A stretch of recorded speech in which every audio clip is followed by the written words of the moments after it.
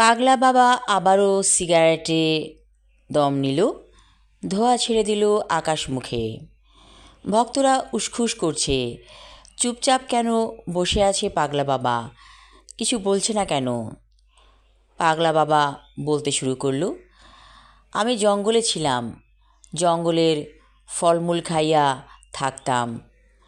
একদিন সন্ধ্যার সময় আমার খুব পায়েস খাইতে ইচ্ছা করলো। জঙ্গলে কে আমারে পায়েস দিবে? ইচ্ছাটা এত প্রবল হলো যে আমি একেবারে ধ্যানমগ্ন হয়ে গেলাম আর আল্লাহর কাছে চাইলাম পায়েস। হঠাৎ দেখি লাল শাড়ি পরা একটা মহিলা মাথায় ঘোমটা দিয়ে আমার কাছে এসে দাঁড়ালো।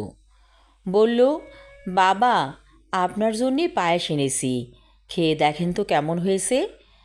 আমি চোখ খুলে মহিলাটিকে দেখে অবাক হয়ে গেলাম, কারণ ধ্যানমগ্ন অবস্থায় আমার চোখ বন্ধ ছিল। মহিলাটি বলল, আপনি পায়েস খান, আমি বসে বসে দেখি। পায়েসের বাটিতে যখন আমি তাকাইলাম, দেখলাম খুব সুন্দর মজার পায়েস। সেই পায়েস মুখে দিয়েই আমি আরও অবাক হলাম। এত এত মজার পায়েস আমি কোনো দিন খাই নাই এ জীবনে। বলে পাগলা বাবা আবার সিগারেটে একটা দম নিল। ভক্তরা শুনছে গভীর মনোযোগ দিয়ে। এমন সময় দূরে দেখা গেল একজন মহিলা, সাদা শাড়ি পরনে, তার হাতে বাটি। বলল, বাবা, আমি আপনার জন্যে পায়েস এনেছি, খেয়ে দেখেন তো কেমন হয়েছে। পাগলা বাবা অবাক হয়ে সেই মহিলার দিকে তাকালো। মনে হলো এই মহিলাটিকে সে বহু বছর আগে দেখেছিল। তারপর মুখে কিছু বলল না। মহিলাটি পায়েসের বাটি দিয়ে চলে গেল।